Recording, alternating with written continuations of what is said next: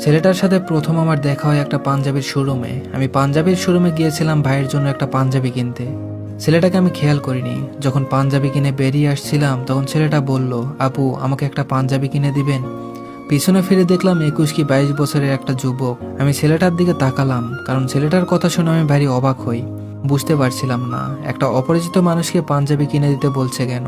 ছেলেটা তখন একটা সরল হাসি দিয়ে বলে, আপু আসলে আমি পাঞ্জাবি পছন্দ করতে পারি না, এতদিন ওর সাথে করে নিয়ে এসে পাঞ্জাবি কিনে দিত।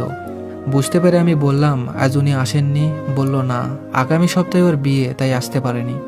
আমি বললাম, যাকে বিয়ে করছেন তাকে সঙ্গে করে নিয়ে এসে কেনাকাটা করাই যায়। ছেলেটা আবারও একটা সরল হাসি দিয়ে বলল, বিয়েটা আমার সাথে না, অন্যজনের সাথে হচ্ছে। এবার ছেলেটার কথা শুনে ছেলেটাকে একটু বোকা মনে হলো। একজন অপরিচিত মানুষের সাথে কত সহজেই ব্যক্তিগত কথা শেয়ার করছে।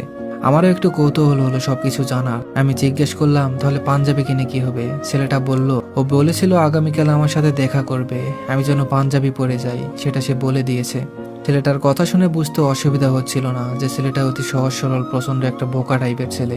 আমি জিজ্ঞেস করলাম, আপনার কষ্ট হচ্ছে না? ভালোবাসার মানুষের আরেক জায়গায় বিয়ে হয়ে যাচ্ছে।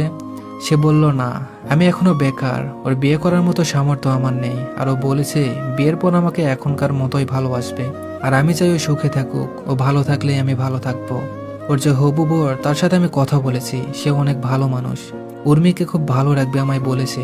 উর্মি ভালো থাকাটাই আমার কাছে সব। উর্মির বাবাও খুব অসুস্থ, তাই ওর বিয়েটা করে নিতে হচ্ছে। ও বলেছে তা না হলে আমার জন্য জব পাওয়া পর্যন্ত অপেক্ষা করতো। এছাড়া এখন ওর হাতে কোনো অপশন নেই। আমি জানতে চাইলাম উর্মির সব থেকে অপছন্দের রং কি। ছেলেটা বলল লাল। তখন আমি বললাম, আপনি একটা কাজ করুন, একটা লাল পাঞ্জাবি কিনে নিয়ে যান। ছেলেটা বলল, আপনি একই বলছেন, এতেও খুব কষ্ট পাবে। 6 মাসের সম্পর্কের মধ্যে আমি ওর অপছন্দের এমন কিছু করিনি। আর আগামীকাল ওর সাথে শেষ দেখা করতে যাচ্ছি, ওর খারাপ লাগবে এমন কিছু করা যায় না। আমি ছেলেটাকে বুঝালাম, আপনি যদি আগামীকাল ওনার পছন্দ মতো সবকিছু করেন তাহলে সে আপনাকেই ভুলতে পারবে না। তাহলে নতুন জীবনে সে কি করে সুখী হবে? তাদের পারিবারিক অশান্তি হবে, ওনার হাজবেন্ডের সাথে সম্পর্ক ভালো যাবে না, তখন আর উর্মি সুখে থাকতে পারবে না। ছেলেটা আমার কথা শুনে কিছুটা সময় নীরব থেকে একটা লাল পাঞ্জাবি নিল।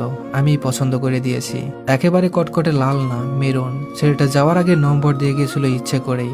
আমি রাতে শুয়ে শুয়ে কেন যেন মেয়েটার সাথে কথা বলতে ইচ্ছে হলো। কিছু না ভেবেই ছেলেটাকে ফোন করে মেয়েটার নাম্বার নিলাম। কোনো কিছু চিন্তা না করে মেয়েটাকে ফোন করি। প্রথমবার রিসিভ হয়নি, তবে দ্বিতীয়বার হয়েছে। মেয়েটা খুব সুন্দর করে সালাম দিল। আমি আমার পরিচয় আর ঘটনাটা খুলে বললাম। মেয়েটা যা বলল তাতে আমি বিস্মিত হলাম। মেয়েটা বলল, সত্যি বলতে আপু, তুর্য আমার ভার্সিটির জুনিয়র। আমি যখন নিউ 3rd ইয়ারে, তখনও প্রথম বর্ষে একই ডিপার্টমেন্টে। ওই সুবাদে বড় আপু হিসাবে পরিচয়। মাঝে